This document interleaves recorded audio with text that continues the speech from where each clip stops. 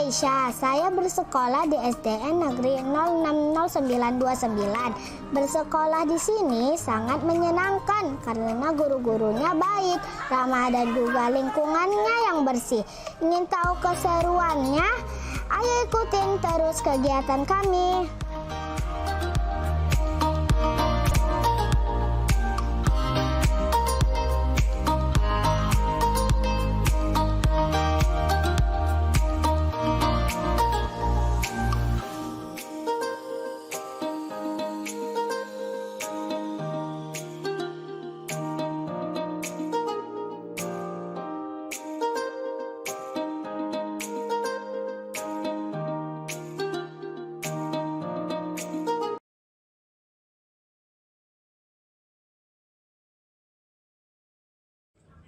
Assalamualaikum warahmatullahi wabarakatuh. Ya, perkenalkan nama saya Fajrul Rahman Eskom.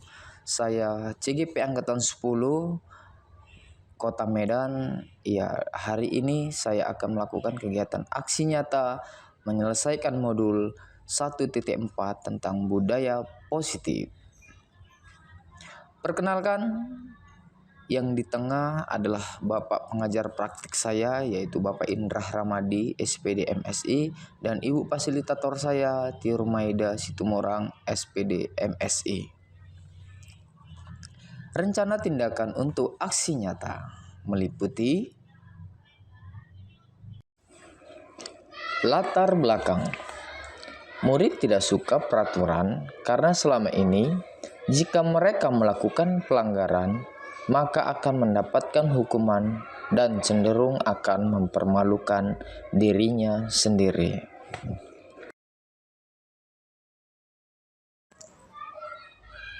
Adapun tujuan aksi nyata yang meliputi yang pertama, menciptakan murid yang merdeka dan disiplin diri yang kuat. Yang kedua, menumbuhkan budaya positif di sekolah dengan meyakinkan nilai-nilai kebijakan universal.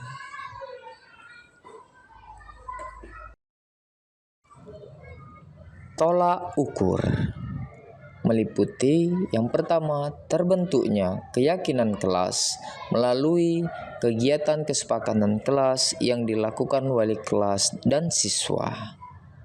Yang kedua, siswa mampu menerapkan dan menjalankan keyakinan kelas yang telah dibuat. Lini masa tindakan. Adapun langkah-langkah tindakan yang akan dilakukan, yang pertama, menghadap kepala sekolah untuk menjelaskan pentingnya penanaman budaya positif dan keyakinan kelas di sekolah serta meminta izin untuk mendiseminasikan bersama rekan guru. Yang kedua, mengumpulkan rekan guru untuk melakukan diseminasi pemahaman materi budaya positif, keyakinan kelas, dan segitiga restitusi.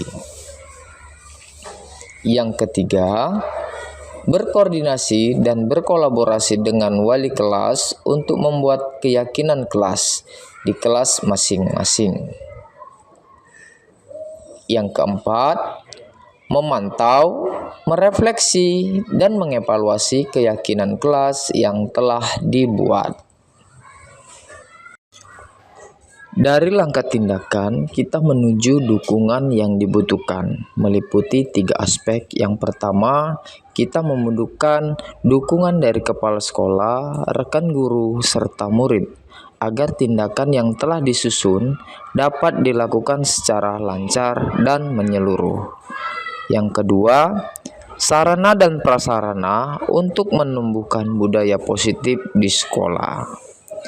Dan yang ketiga, adapun dukungan orang tua dalam melakukan budaya positif di rumah.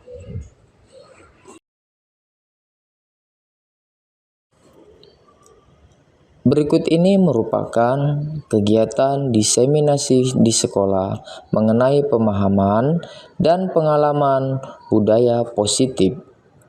Selamat menyaksikan. Waalaikumsalam warahmatullahi wabarakatuh. Selamat siang, salam sejahtera bagi Bapak Ibu sekalian. Ya, bersyukur kita panjatkan kehadirat Allah Tuhan yang Maha Kuasa. Siang hari ini kita masih diberikannya kesempatan, kesehatan, sehingga kita dapat berkumpul di ruang guru, gitu ya. Ruang guru SD Negeri 060929 dan Bogor. Ya. Selamat menyampaikan salam kita hadirkan pada junjungan kita Muhammad SAW. Kiranya dengan banyak kita berselawat, dia akhir nanti kita akan datang insyaallah. Yang kami hormati Ibu Kepala Sekolah SD Negeri 060929 Bogor. Yang kami hormati Bapak Ibu Guru hebat ya, SD Negeri 060929. Izinkan kami pada kesempatan ini memandu acara agar tidak lama-lama ya Bapak Ibu. Saya di sini nantinya akan berperan sebagai moderator, tapi izinkan dulu saya memperkenalkan diri saya. Nama saya Indra Rahmadi, SSI MSI. Saya kebetulan dapat tugas dari BPGV, Balai Kelas Besar Guru Penggerak, sebagai pengajar praktik ya, angkatan 10 bagi CGP angkatan 10 Kota Medan ini. Saya menjadi pengajar praktik itu di angkatan 9 ya, dan alhamdulillah cuman parkir 1 semester, dan angkatan 10 ini ditugaskan oleh BPGV sebagai pengajar praktek, dan kebetulan ada 5 orang pengajar praktek yang saya dampingi. Jadi kalau pengajar praktek itu akan mendampingi guru penggerak, calon guru penggerak dari bulan pertama sampai bulan ke-6 nanti terakhir. Jadi saya akan mendampingi Pak Fajro, dan di sini sudah berjalan 2 bulan. Mohon doanya Bapak Ibu agar terutama Pak Fajro ya, Fajrul Rahman Istiqom dalam keadaan sehat-sehat walafiat selalu, tetap semangat dalam pendidikan. Ini pendidikan guru penggerak angkatan 10 ini, walaupun banyak sekali tugas-tugas ya, baik itu secara daring online yang diberikan oleh fasilitator. Kebetulan fasilitator kami adalah Ibu Tiur Maida Situmorang, SPD MSI dari Labuan Batu.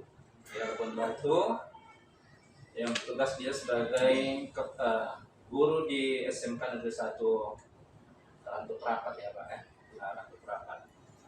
Saya sebagai pengajar praktek mendampingi Pak Fajrul di darat maupun di udara. Daratnya itu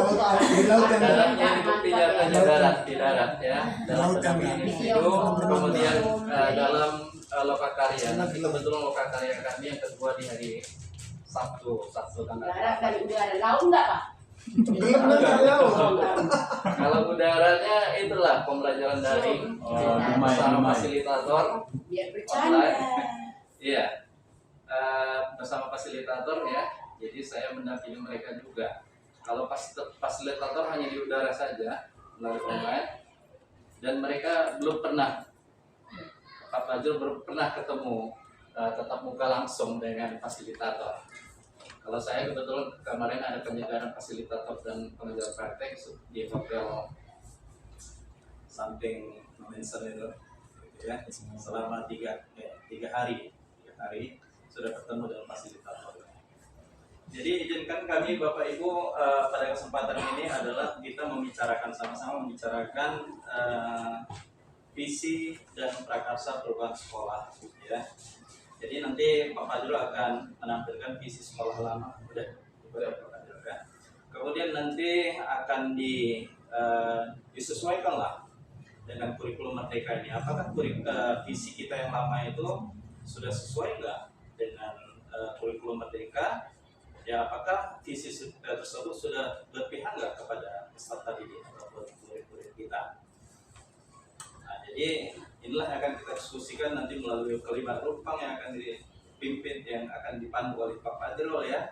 Kemudian dari kelima rumpang yang kita diskusi bersama nanti akan disimpulkan oleh Pak Fajrul sehingga akan menghasilkan satu visi sekolah kita.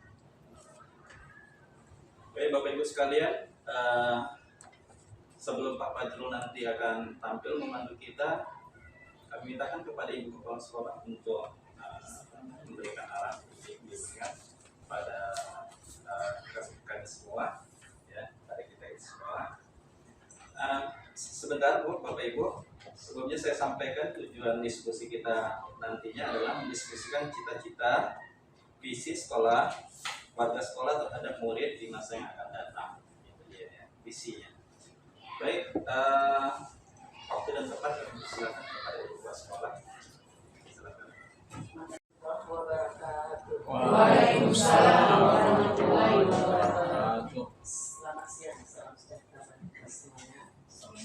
Yang kami hormati Bapak Indra Rahmadi, yang kami hormati Bapak Ibu semuanya. Syukur alhamdulillah ucapan kepada Allah Subhanahu wa Ta'ala yang masih memberikan kesehatan, kesempatan kepada kita sehingga kita dapat melaksanakan aktivitas kita sehari-hari.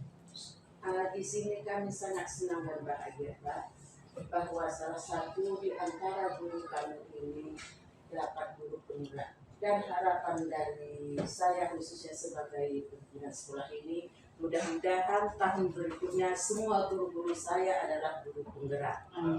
Mudah-mudahan dengan adanya guru penggerak dari sekolah ini untuk mendorong guru-guru yang lain dan untuk majunya nanti pendidikan di sekolah UPTSD 0609 ini, baik dia dari segi belajar mengajarnya, baik dia daripada semuanya lah, dari peningkatan mutu anaknya, mutu guru-gurunya juga, apapun dia, kalau guru bermutu pasti hasilnya akan baik. Dan ini memang ditopeng oleh kerjasamanya kita, ya.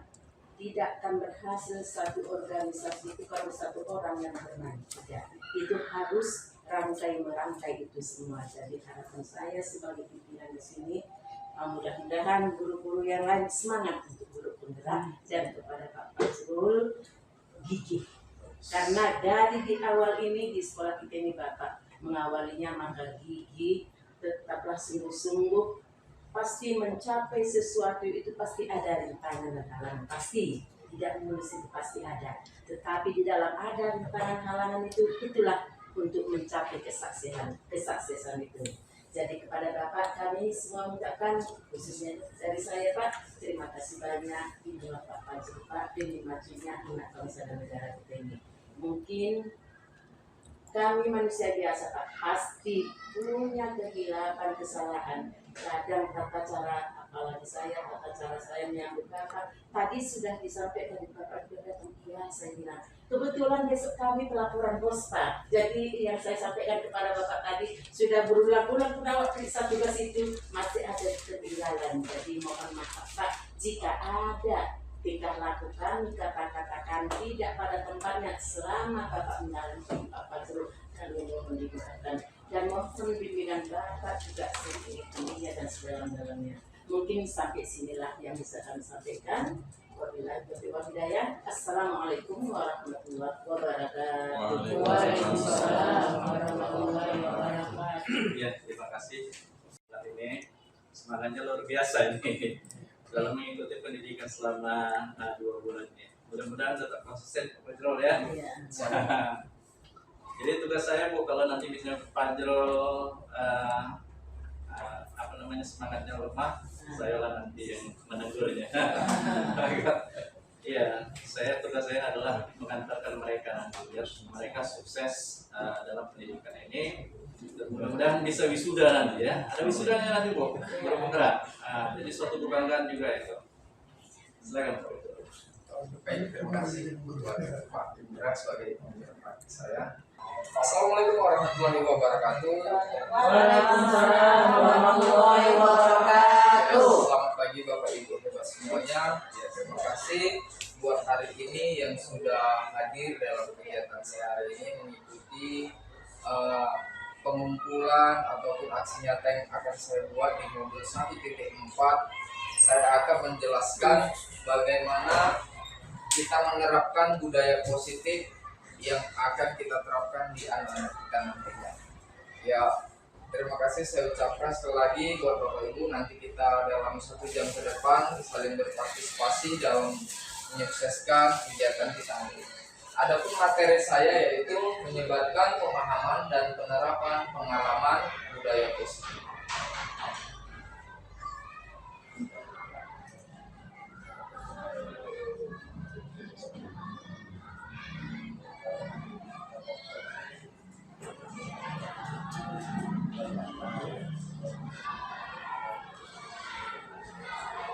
Oke, adapun konsep inti budaya positif yang meliputi ada beberapa karakter. Yang pertama, perubahan paradigma belajar, di mana kita di sini menyusun strategi pembelajaran yang akan kita sampaikan ke anak-anak senyaman mungkin, seindah mungkin dalam berkolaborasi di kelas. Kemudian ada disiplin positif, di mana disiplin positif itu ada yang namanya nanti kesepakatan kelas yang kita buat yang disepakati oleh anak-anak kita nantinya.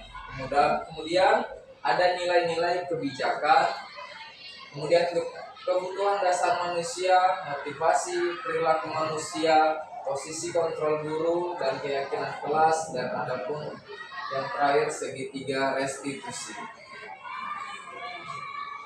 Adapun pembelajaran dengan paradigma baru di sini maksudnya pembelajaran dengan paradigma baru merupakan pembelajaran yang dirancang berdasarkan prinsip pembelajaran berdiferensiasi sehingga para peserta didik belajar sesuai dengan kebutuhan berdasarkan perkembangan sesuai dengan teori psikologi modern untuk mewujudkan profil pelajar Pancasila. Ya, di sini kita pembelajaran berdiferensi itu harus tujuannya ke anak dan ke anak.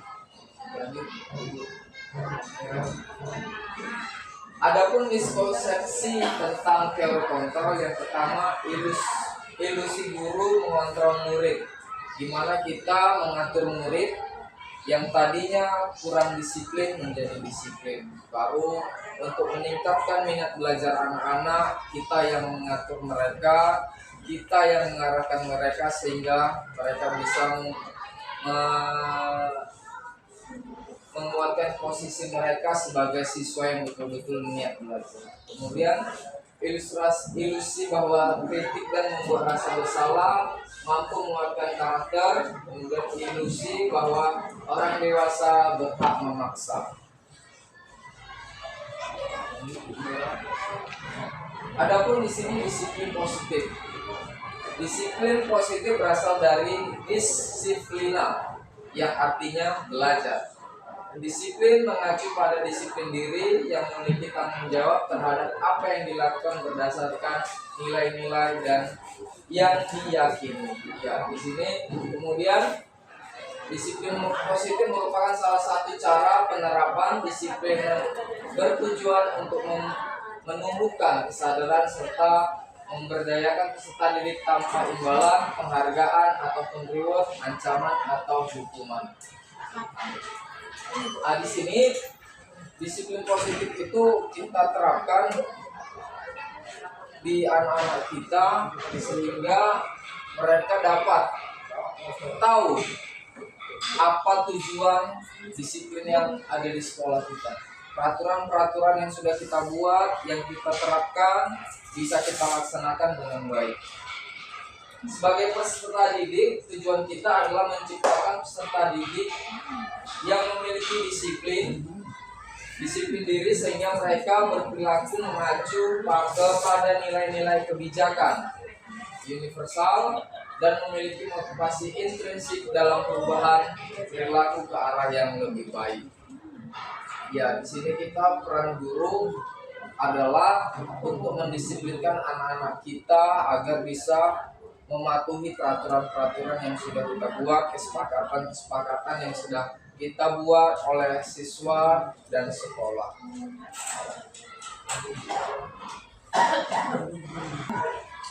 Lanjut Ibu Mira. Adapun nilai-nilai kebajikan, nilai yang disepakati bersama, lepas dari suku bangsa, agama, bahasa maupun latar belakang. Contoh nilai kebijakan institusi atau organisasi. Yang pertama, profil pelajar Pancasila. Di mana di sini beriman dan bertakwa pada Tuhan Yang Maha Esa, berakhlak mulia, berkebinekaan global, gotong royong, mandiri, kreatif, dan bernalar. IPO Primary Years Program PEP, toleransi, rasa hormat, integritas, mandiri, menghargai, antusias, empati, keinginan tahu, kreativitas, kerjasama, percaya diri, dan komitmen. Lanjut di sini keterampilan hidup atau life skill. Adapun di sini dapat dipercaya, lurus hati, pendengaran yang aktif, tidak merendahkan orang lain, dan memberikan terbaik dari diri. Lanjut. Kebutuhan dasar manusia. Adapun kebutuhan dasar manusia yaitu kebutuhan dasar segala sesuatu yang kita lakukan untuk mendapatkan apa yang kita inginkan. Seluruh tindakan yang kita lakukan memiliki tujuan tertentu.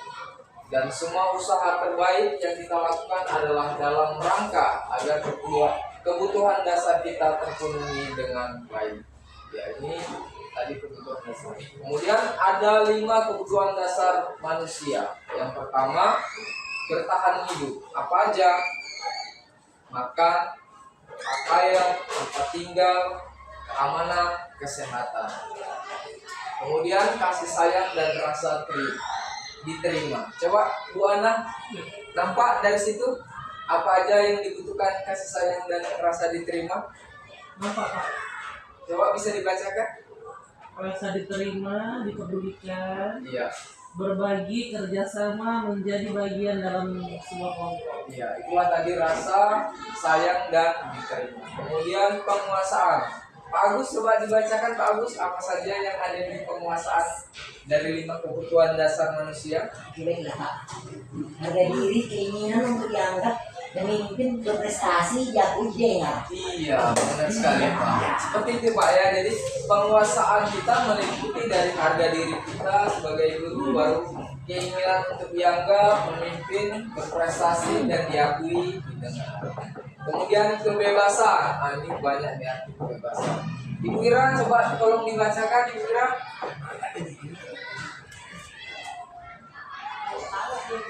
Mandiri, memiliki pilihan, mencoba hal baru, mampu mengendalikan adat dirinya.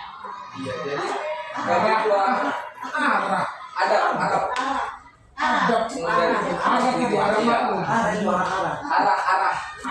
Iya. Di sini kebebasan murid juga harus kita perhatikan. Yang pertama, memiliki mandiri, memiliki kepribadian, mencoba hal baru, mampu mengendalikan arah dirinya. Jadi kita juga mengarahkan anak-anak bertujuan hidup baru. Kemudian kesenangan. Nah, ini anak-anak perlu juga senang dari 5 kebutuhan dasar manusia. Coba Ibu Ande, coba dibacakan dulu di kesenangan kita. Bermain, humor, antusiasme, tertawa. Iya.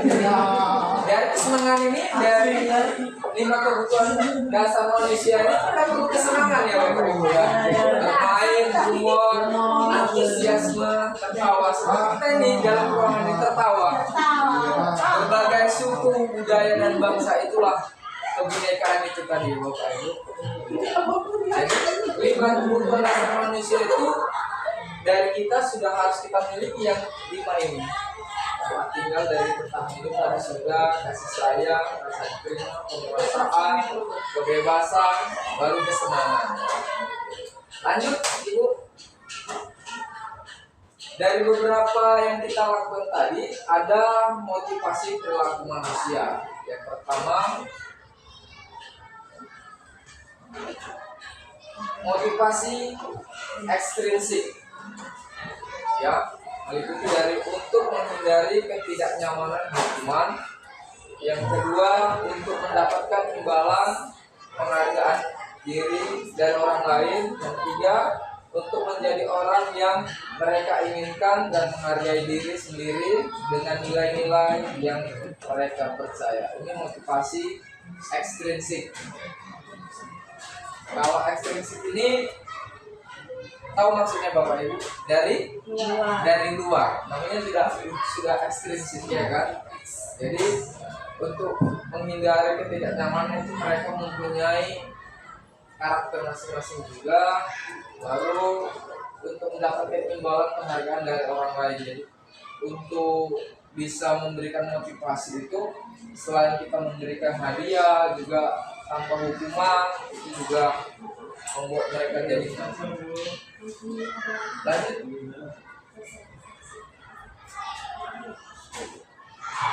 Yang pertama, hukuman tidak terencana tiba-tiba.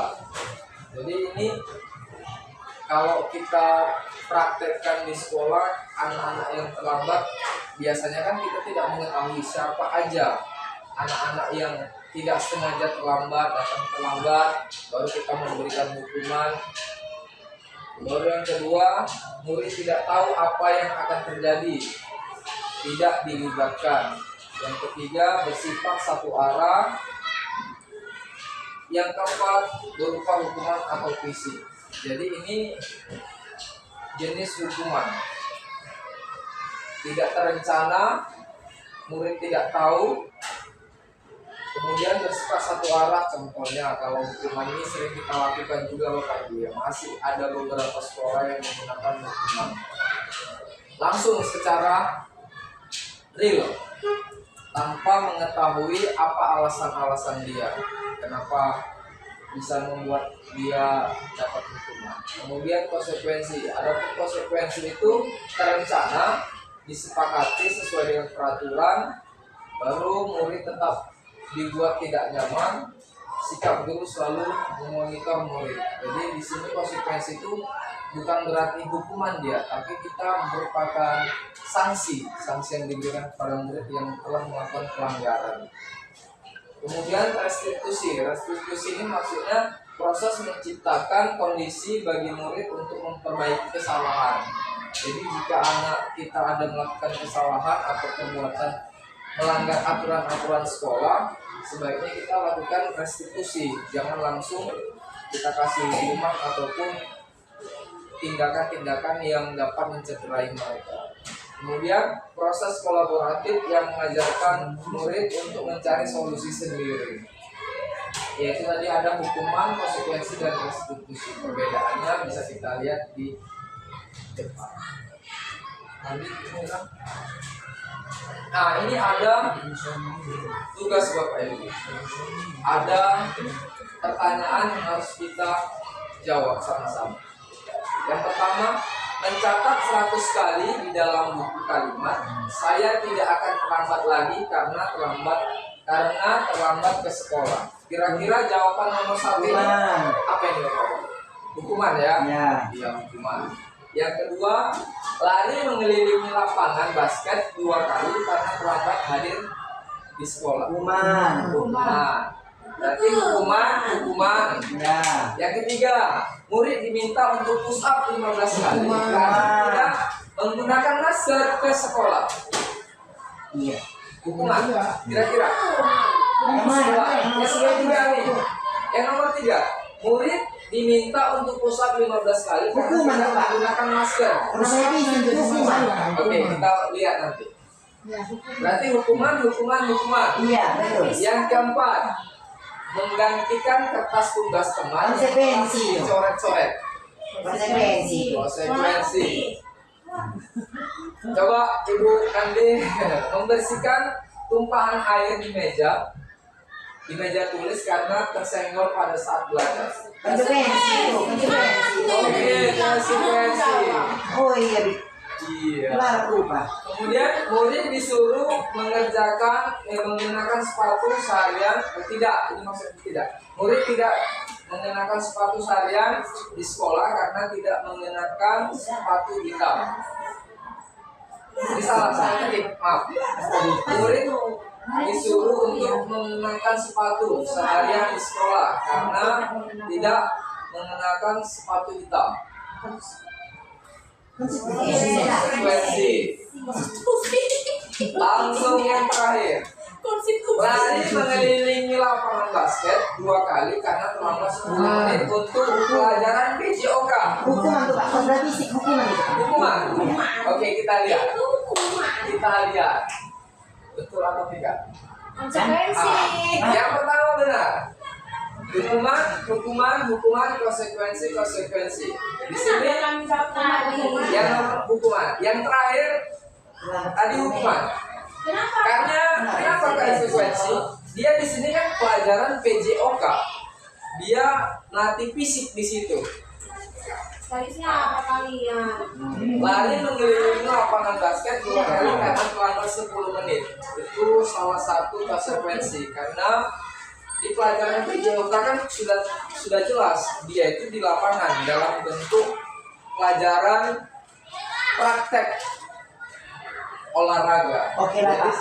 Jadi bisa diterima Pak, kecuali di situ pelajaran matematika kan Pak. Iya benar. Kalau PJOK dia kan konsekuensi. Kalau di kelas PJOK kan jadi Iya, karena sesuai dengan Bisa pendidikan juga, jasmani. bisa juga nggak pelajaran itu disuruh dah sana kau ke lapangan basket kau keliling-keliling. Usah balik lagi ya. Itu hukuman kecuali itu kan pelajaran PJOK jadi sesuai itu konsekuensi itu. Nggak gitu kata mama aku kemarin. Yang baik mata ini. Kita lanjut di materi selanjutnya. Nah, jadi kita dapat mengetahui perbedaan hukuman atau konsekuensi. Yang pertama, kalau hukuman itu sesuatu yang menyakitkan harus terjadi. Kemudian membuat anak sakit, fisik maupun hati untuk jangka waktu yang lama. Kita dengar gimana? Kalau lihat dari sini karena dia tadi coba balik sebelumnya Mira. Ya, karena di sini dia belajar PJOK itu. Kalau tadi mata pelajaran lain baru satu kegiatan di lapangan. Lanjut. Membuat anak sakit fisik atau hati. Kalau sakit fisik dia harus ada tujuan awal. Tadi kalau di sini kan dia belajar PJOK, ya kan? Kalau PJOK lari-lari kan nggak menyakiti fisik. Kalau pas praktek, pas di kelas kan. Kalau di kelas Kan nggak ada praktek. Kita nggak dulu ada PJOK ada yang teori, ada yang praktek. Nomor berapa? membuat anak sakit. Kalau pas teori, Fisik maupun hati. Kalau fisik maupun nah hati ini contoh dia fisik dibentakkan, dipukul. Karena dia di sini melakukannya dengan kemauan dia sendiri, dengan hati dia. Lari lapangan 2 Buat kali. anak Memang jadi down bukan ini. Sebenarnya nggak cuma dia lah, kan habis hukum bapak ini. Jadi nggak pernah nggak mau. lari, nulisnya kemarin. hukuman itu karena ada Nulis cuma kesepakatan. 1 lembar, nggak tak suruh lari sudah. Kemudian anak jadi mengerti kedisiplinan. Kalau kita Maka jangan jadi anak yang malas kau. sakit hati ya itu hukuman fisik udah itu jangka waktu yang lama. Apalagi sekarang gampang bang. Kita tokok jidatnya sampai kapan pun ingat ya. Jadi itu. Iya kan? Atau kita selentik ya. Cepat, masuk. Cepat, masuk. Baru kemudian Bapak Ibu ada paksaan yang kita paksa. Sesuatu yang dipaksa, Sesuatu yang dipaksa nggak enak Bapak Ibu. dipaksa nggak enak. Iya. Baru konsep diri yang buruk. Kemudian anak belajar untuk menyembunyikan kesalahan. Baru marah, rasa bersalah, dipermalukan, merasa tak dihargai. Itu salah satu hukuman. Dari hukuman ini ada yang kurang jelas Bapak Ibu? Kira-kira? Itu Pak. Ulangi Yang sekali mendorong lagi. anak menyakiti diri sendiri itu Pak. Kenapa membuat aman sih? Mendorong anak menyakiti diri sendiri. Iya. Di sini maksudnya dia melakukan Yang jadi sesuatu. cucu-cucunya. Berarti itu bukan hukuman, itu mau dia sendiri itu. Iya, bunuh diri dia. Dia dengan sengaja melakukannya. Mana lagi nih? Ini siapa? Kemudian Mana kok diberikan konsekuensi ataupun hukuman kepada guru yang bersangkutan. Dengan sengaja ya. Ada begitu. Ada sebagian. Ada. Ada lah. Contoh, Oh, teman tadi mau ada gitu. dia sudah tahu kalau upacara setiap hari Senin jam 7.15. Sengaja dia hadir jam 8. Kemudian kita buat kesepakatan sekolah ataupun kesepakatan kelas. Kita berilah hukuman atau konsekuensi. Itulah salah satunya menyakiti diri dia sendiri. Dilihat kawan-kawannya, ih terlambat dia. Udah tahu jam 7.15 datang ke sekolah untuk upacara. Ya bukan apa? Ngapain dia nih malamnya? Berarti begadang dia. Kemudian konsekuensi, sesuatu yang harus terjadi, membuat anak merasa tidak nyaman dalam jangka waktu pendek. Anak menghargai disiplin, stimulus tanggapan, kemudian mendorong anak agar mudah menyesuaikan diri, kemudian konsep diri yang baik, anak belajar untuk mematuhi peraturan, baru kehilangan hak dibuat untuk nyaman, diasingkan untuk sementara atau time out. Prosedur dari restitusi dan bianigos. Apa itu restitusi? Yang pertama, restitusi adalah proses menciptakan kondisi bagi murid untuk memperbaiki kesalahan mereka sehingga mereka bisa kembali pada kelompok mereka dengan karakter yang lebih kuat. Kemudian restitusi juga menerapkan proses kolaboratif yang mengajarkan murid untuk mencari solusi untuk masalah mereka dan membuat murid berpikir tentang orang seperti apa yang mereka inginkan menjadi tujuan yang mulia dan bagaimana mereka harus memperlakukan orang lain. Ya, jadi proses restitusi ini perlu kita terapkan juga Bapak Ibu di sekolah kita. Jangan langsung kita memberikan hukuman. Kita tanya dulu apa permasalahan mereka. Kenapa melakukan pelanggaran ini? Kenapa melakukan kesalahan ini? Jadi harus Jadi solusi itu jangan keluar. Iya. Kalau nggak jadi keluar, ada keluar dan jalan. Iya, harus berkolaborasi dengan baik dengan anak-anak. Apa ada masalah mereka di rumah? Jadi ada beberapa yang langsung memberikan hukuman kepada anak. Ustaz kau 20 kali. Tapi kita nggak mengetahui kenapa alasannya dia terlambat atau apa kan gitu. Atau dia mengganggu kawannya, menendang kawannya. Apa permasalahan awalnya? Oke. Lanjut bukunya. Ada 9 ciri-ciri restitusi. Yang pertama, bukan untuk menembus kesalahan, namun untuk belajar dari kesalahan. Yang kedua, memperbaiki hubungan. Yang ketiga, tawaran bukan paksaan. Yang keempat, restitusi menuntun untuk melihat ke dalam diri. Yang kelima, restitusi mencari kebutuhan dasar yang mendasari tindakan. Yang keenam, restitusi diri adalah cara yang paling baik. Yang ketujuh, restitusi fokus pada karakter bukan tindakan. Yang kedelapan, restitusi fokus pada solusi. Yang kesembilan, restitusi mengembalikan murid yang berbuat salah pada kelompoknya. Jadi ini ciri-ciri restitusi yang harus kita terapkan di kelas kita. Jangan langsung memberi hukuman yang seperti yang kita bahas tadi. Jadi harus kita tahu apa permasalahan sebelumnya, apa kejadian sebelumnya. Ya.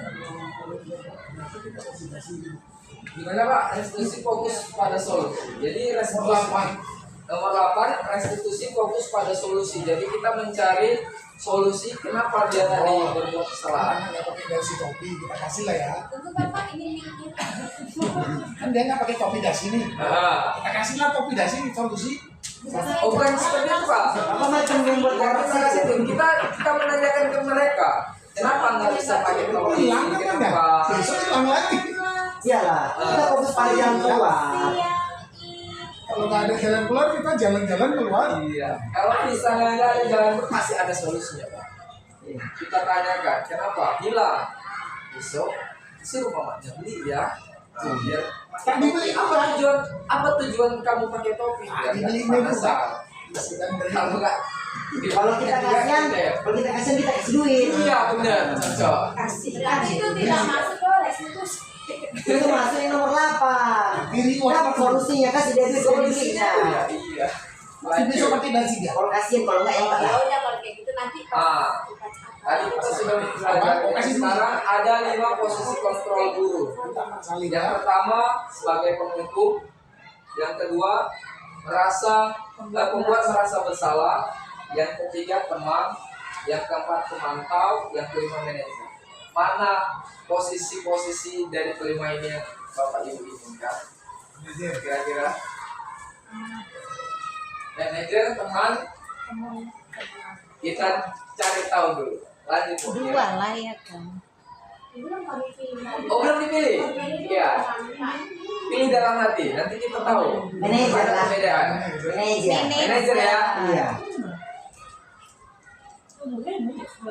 Manajer lah. Kita akan membahas ya. Nah, Bapak itu Kan beda-beda. Aku manajer, dia ikut manajer nih. Aku Mana yang manajer kira-kira juga. cocok? Aku suka memimpin. Di Iya. sana konsultan. Kita bahas di sini. Karena kan kontrol itu. 5 posisi kontrol guru. Itu cerita lagi. Katanya Membuat lebih. merasa bersalah, teman, pemantau, dan manajer. Kok Salim penghukum? saya penghukum Pak. Oh. Ini penghukum. Wah. Saya contohkan dengan anak saya. Oh, iya. Semua. Saya nggak Tadi- percaya kalau Bapak itu manajer. Pak, Bu, saya juga manajer. Saya udah lama dikasih. Lanjut, kita akan membahas salah satu. Contoh penerapan 5 posisi kontrol. Coba Salim yang Yang mana? pertama satu kasus, Pak siswa tidak Gopur. memakai atribut lengkap saat upacara bendera. Yang pertama, hormat bendera selama 1 jam. Itu namanya penghukum. Nggak pernah. Ya kan? Kemudian berapa kali Bapak Ibu harus memberitahu kamu Kecewa selalu saja lah. mengecewakan Bapak Ibu? Itu salah satu pertanyaan pembuat merasa bersalah. Kita menanyakan ke mereka. Halus, bahasa halus. Yang terjadi kan kepada Kalau Anda kan. penghukum dia langsung sifatnya. Itu Bu Tompul tuh Ah, Salim. penghukum ya. Menghukum. Kan dia mana Lanjut, dia Kira. Kemudian untuk yang teman, Ada ayo ini dong gitu. ikuti aturan sekolah. Siapa yang gitu? Tolong bantu Bapak atau Ibu ya. Sekali ini ya. Nggak pernah, ayo dong. Sering Ya dengar. sudah. Tidak apa-apa. Ayo. Jangan sampai Ayo dong. cepat dinilai. Capek kayaknya dipanggil. Tapi kata betul kemana? Dia kan enggak. Manajer aku. Hukum dia. Kalau sebagai pemantau kita lihat kalimatnya. Kamu sudah melanggar peraturan. Salim memang pemantau. Kamu tahu Datang konsekuensinya. ke kelas-kelas. Setelah upacara, kamu beli atribut ke koperasi dan jangan diulangi lagi. Dikasih duit untuk beli. Iya. Nah, itulah restitusi solusi Itu tadi. maksudnya. Iya. Banyak kali kalau udah menghukum, mantap. Lanjut. Kalau manajer seperti ini dia, Bu. Bapak Ibu ya. Apakah kamu tahu? Disuruh cari kesalahan solusi kamu? sendiri. Ini biasanya dipakai kepala sekolah. Ya. Apakah kamu tahu kesalahan kamu? Anak-anak jawab ya kan. Tahu Pak, tahu Bu. Kira-kira bagaimana kamu memperbaiki kesalahan? Ini untuk orang dewasa ini SMA. Memantau ya. Anak sebagai SD manajer. belum Besok dibuat lagi nggak pakai dasi. Anak SD masih dihukumnya itu ya. Ya, itulah beberapa pertanyaan di mana posisi kontrol 5 kontrol posisi dulu tadi ya Bapak Ibu. Salim Lanjut, kontrol. Bismillah. Posisi kontrol apakah aku? Kita lihat Bu. Bapak Ibu. Kamu tidak pernah mendapatkan nilai jika tidak mengerjakan tugas. Yang pertama, saya kecewa sekali dengan kamu. Kemudian yang ketiga, Merasa bersalah. yang pertama apa nih kira-kira? Kamu tidak pernah mendapat nilai jika mengerjakan tugas. Kamu tidak pernah mendapat nilai jika tidak mengerjakan tugas. Kalau menilai kok merasa bersalah. Membuat merasa bersalah. Yang pertama. Yang kedua, saya kecewa sekali dengan kamu. Maksudnya kedua itu. Jawaban itu dari 5 kontrol tadi. Jadi misalnya ini saya kecewa sekali dengan kamu. Apa yang sebagai apa? Jadi sebagai teman kira-kira apa kata-katanya? Baru yang ketiga, kamu tidak pernah benar melakukannya. Kira-kira seperti apa? Kamu tidak pernah benar. Pemantau Manajer tadi. kan? Pemantau. Manajer. Benar. Ini dia. Coba lihat. Kamu tidak pernah benar melakukan. Apa rencanamu lah Apa manajer? rencanamu untuk menyelesaikan Manajer. masalah? Kita udah tahu. Manajer. Yang ini baru pas manajer ya.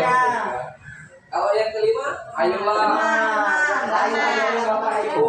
Udah tahu ya di sini karena ada ayolah mengajak. Itulah posisinya. Iya, ayolah, ayo dong.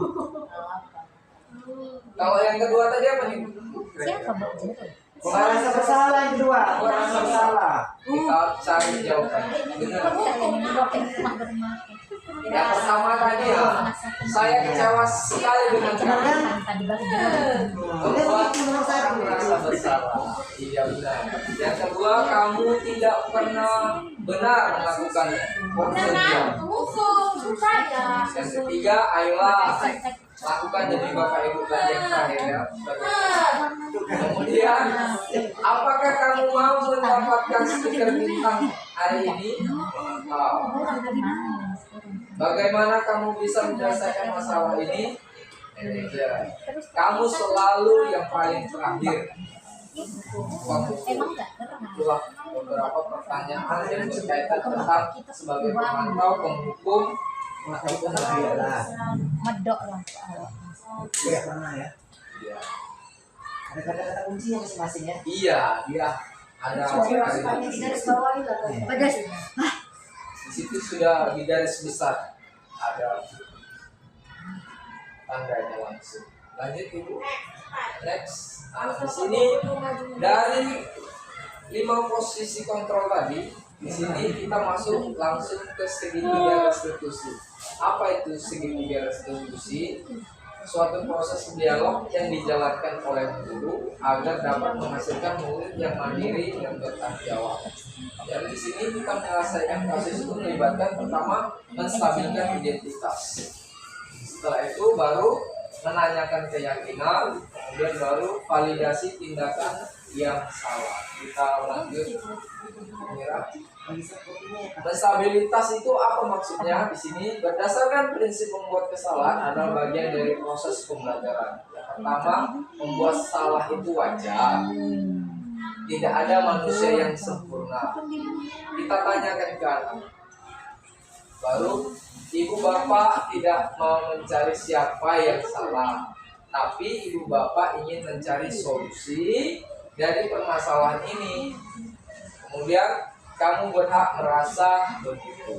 Jadi dari kasus anak kita dapat menstabilkan apa permasalahan mereka.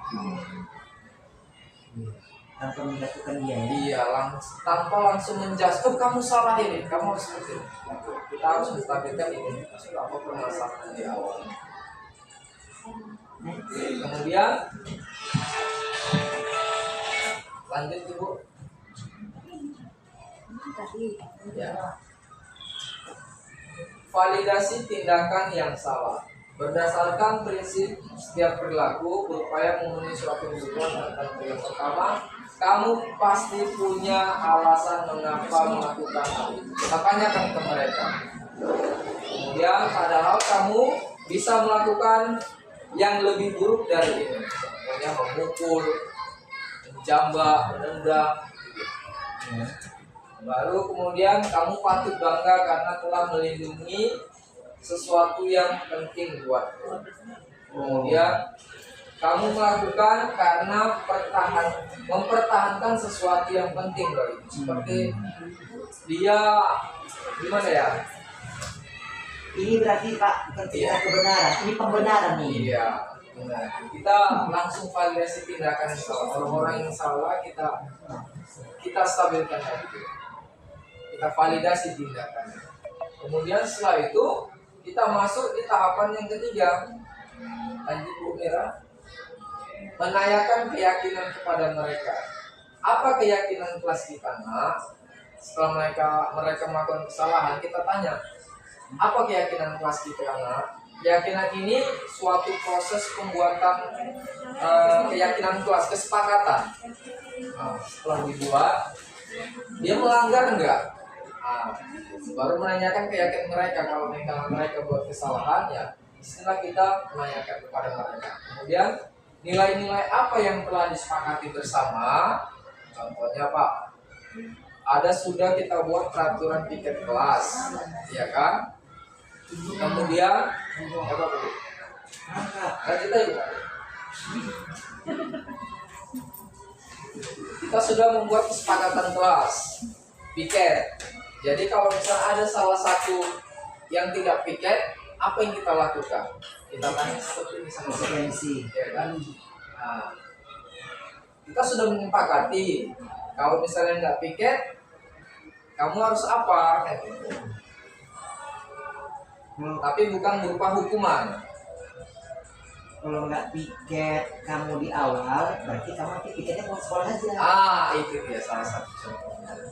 Atau dia kita kasih konsekuensinya mengelap jendela, ya kan? Tugasnya. Baru yang terakhir, kamu ingin menjadi orang yang seperti apa? Itu salah satu menanyakan keyakinan kepada anak-anak. Kemudian lanjut Bu Mira. Nah, dari materi yang sebelumnya yang sudah kita bahas tadi, di sini saya ngambil kesimpulan dalam penerapan program disiplin positif, hendaknya guru memiliki standar kepribadian, profesional, dan sosial yang baik, di mana guru mampu merefleksi dirinya dalam posisi kontrol saat ini. Bagaimana perjalanan diri sebagai among manajer yang menuntun murid-murid menjadi insan yang mandiri, merdeka, dan bertanggung jawab. Jadi seperti itu ya Bapak Ibu, kita sudah membahas dari beberapa materi yang sudah saya berikan. Sebagai guru kita harus bisa memantau anak apa yang harus kita lakukan. Cukup sekian materi yang saya dapatkan, ya semoga dari penerapan apa yang kita pelajari hari ini bisa bermanfaat dan dapat diterapkan dalam kelas kita masing-masing.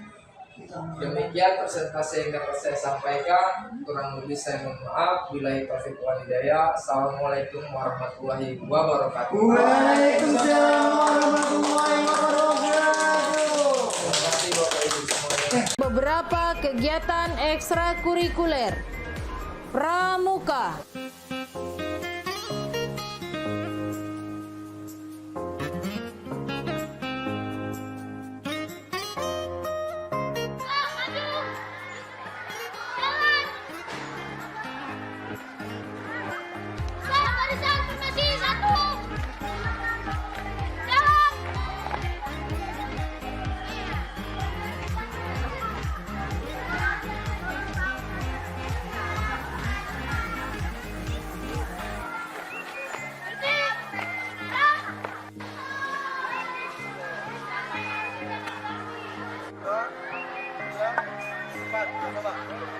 Ada bendera merah putih. Empat, gerak, gerak, gerak. Pas terbuka.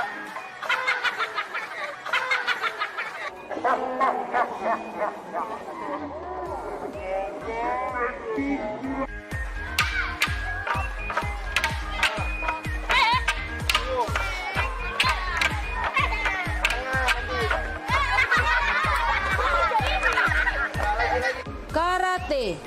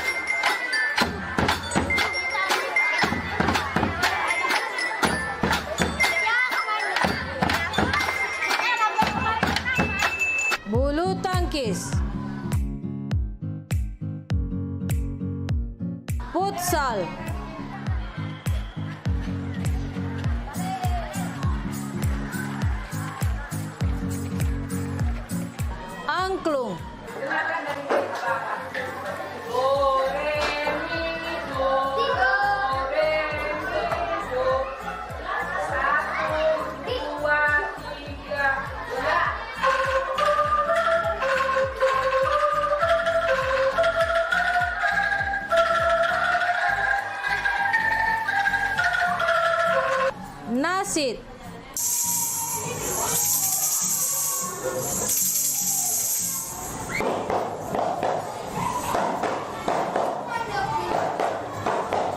Assalamualaikum.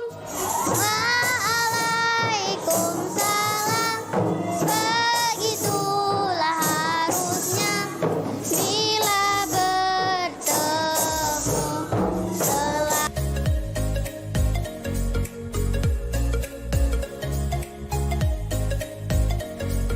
Baca puisi. Aku, karya Khairil Anwar. Kalau sampai waktuku, ku mau tak seorang kan meraih. Tidak juga kau, tak perlu sedikit. Paskibra.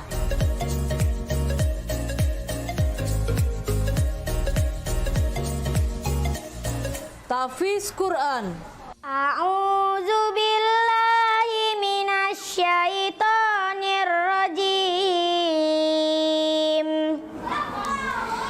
Bismillahirrahmanirrahim. Amma yatasaalun anin naba'il azim alladzi hum fihi muhtalifun